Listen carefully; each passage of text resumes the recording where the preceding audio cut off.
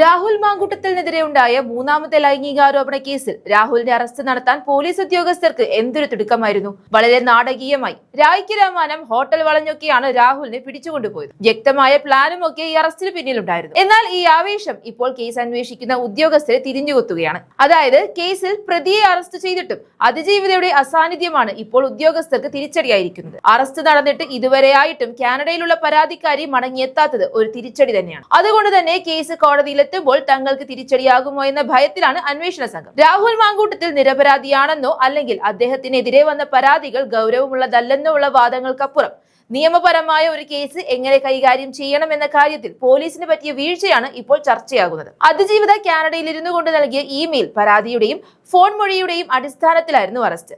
എന്നാൽ പുതിയ ഭാരതീയ നാഗരിക് സുരക്ഷാ സംഹിത നിയമപ്രകാരം പരാതിക്കാരുടെ മൊഴി രേഖപ്പെടുത്തി നേരിട്ട് തന്നെ ഒപ്പുവെക്കണമെന്നാണ്. എന്നാൽ അറസ്റ്റ് നടന്നിട്ട് ദിവസങ്ങൾ കഴിഞ്ഞിട്ടും പരാതിക്കാരി വരാത്തതിനാൽ മൊഴിയിൽ ഒപ്പുവെപ്പിക്കാൻ പോലീസിന് കഴിഞ്ഞിട്ടില്ല.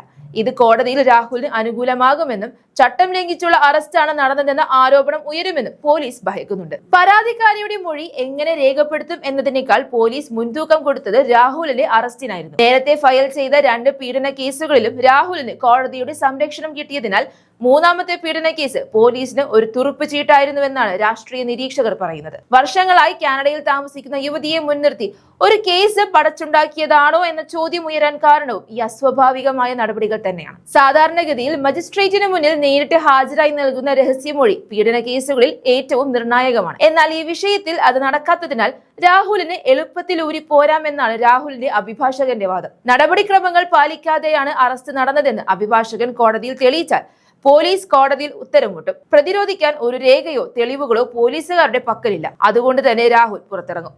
എന്നാൽ ഈ പ്രതിസന്ധി അതിജീവിക്കാൻ വീഡിയോ കോൺഫറൻസിംഗ് വഴി മൊഴി രേഖപ്പെടുത്താനും മൊഴികളിൽ ഒപ്പുവെപ്പിക്കാനും അനുമതി തേടിക്കൊണ്ട് പോലീസ് ഹൈക്കോടതിയെ സമീപിക്കുമെന്നാണ് അറിയാൻ കഴിയുന്നത്. ഈ തിടുക്കപ്പെട്ടുകൊണ്ടുള്ള നടപടി പിണറായിയെയും പിണറായിയുടെ പോലീസിനെയും ചെറിയ രീതിയിൽ പ്രതിരോധത്തിലാക്കിയെന്ന് തന്നെ പറയാം. ഒളിഞ്ഞും തെളിഞ്ഞും കളിച്ച നാടകങ്ങൾ ഒടുവിൽ പോലീസിനെ തന്നെ വിയർപ്പിച്ചുകൊണ്ടിരിക്കുന്നു. ചട്ടങ്ങൾ പാലിക്കാതെയുള്ള ഈ തിടുക്കപ്പെട്ടുള്ള അറസ്റ്റ് എന്തിനായിരുന്നു എന്ന ചോദ്യത്തിനു മുന്നിൽ പോലീസ് എന്തായാലും ഒന്ന് വിയർക്കും.